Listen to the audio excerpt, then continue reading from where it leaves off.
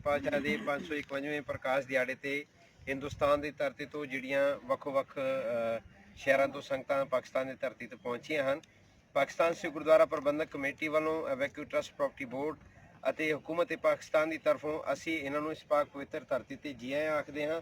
साडा बड़ा मन अज खुश इस करके होया है कि पिछले 1 साल तो साडे कोल या करोना महामारी करके या हिंदुस्तान की सरकार ने कुछ पाबंदियां लगा दित्तियां सन ते साडे कोल संगतां नहीं पहुंच सकियां सन।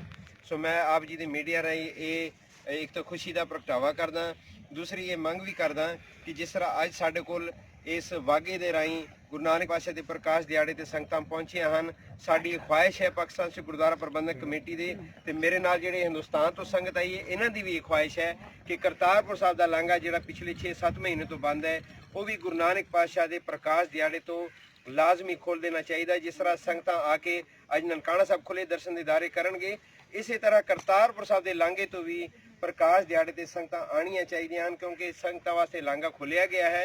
ये साड़ियां अरदासां गुरु महाराज ने प्रवान कीतियां हैं। सो मैं सब संगतां नूं एक बारी फिर पाकिस्तान की धरती ते असीं इन्हां नूं जी आਇਆਂ आखदे हां।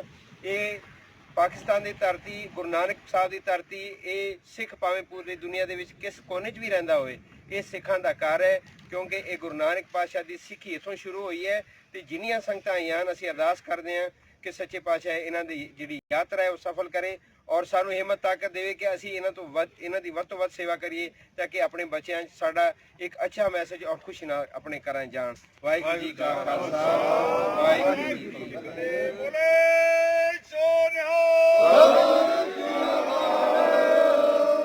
बहुत बहुत धन्यवाद।